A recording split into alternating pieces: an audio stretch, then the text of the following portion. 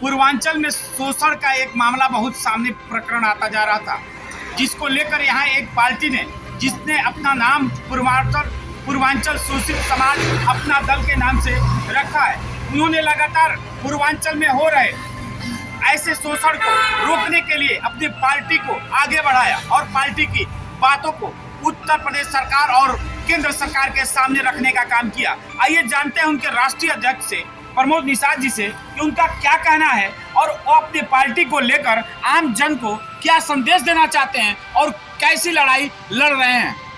जी, हमारी पार्टी है पूर्वांचल शोषित समाज पार्टी। पहले तो आप लोगों को धन्यवाद देता हूं, क्योंकि इसलिए कि आप लोगों के द्वारा मेरे पार्टी या किसी भी पार्टी का जो भी होता है सूचना ऊपर तक पहुंचाई जाती है, और इसलिए हमारे पार्टी का नाम है पूर्वांचल शोषित समाज पार्टी। इस पार्टी में शोषण करने वाले नहीं रहेंगे, और हम ये चाहते हैं कि आज पूरे देश में आरक्षण का मामला गरमाया हुआ है। अभी सवर्ण समाज के लोग, जिनको माननीय मोदी जी ने 10% आरक्षण दिया था, उन्होंने ये 15% की मांग कर रहे हैं।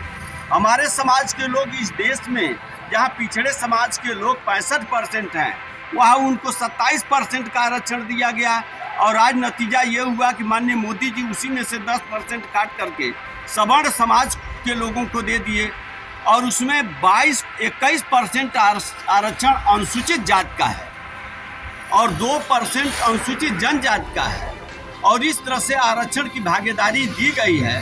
तो हम ये नहीं चाहते हैं कि कोई किसी के हक को ले और जातीय जनगणना करा करके पूरे देश में जातीय जनगणना करा दिया जाए।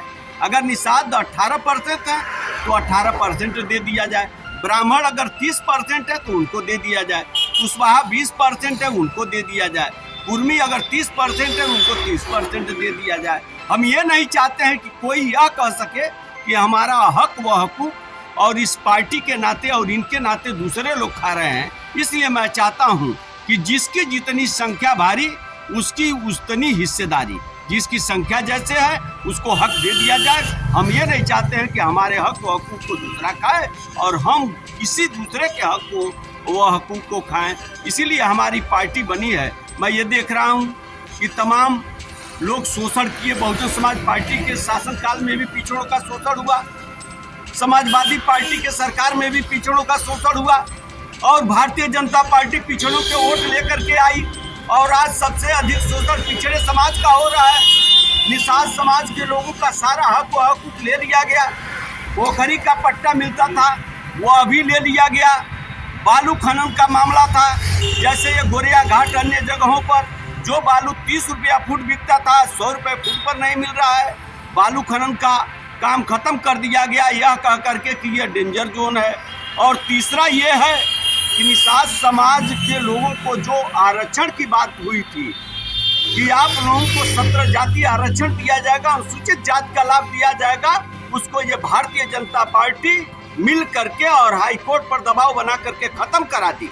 और हमारे जिनके ऊपर हम विश्वास किए थे, हमारे जात के नेता हैं और निषाद समाज के लोगों ने का गर्व था, संजय निषाद आज भारतीय जनता पार्टी के गोद में बैठ करके खेल रहे हैं और धरना दे रहे हैं।